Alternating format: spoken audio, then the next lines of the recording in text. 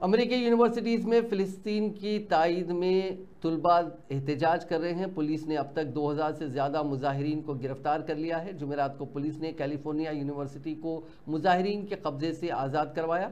इस दौरान 100 से ज़्यादा तुलबा को गिरफ्तार किया गया। यूनिवर्सिटी के हैमिल्टन हॉल को मुजाहिरीन के कब्जे से छुड़वाने में पुलिस को कड़ी मशक्क़त करनी पड़ी।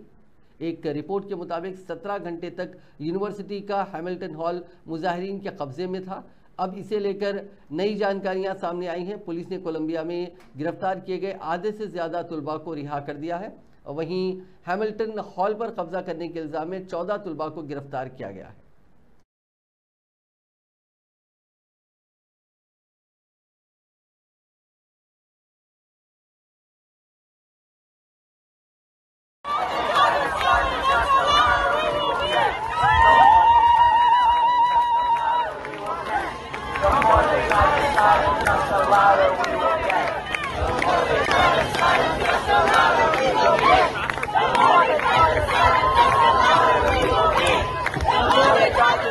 Just a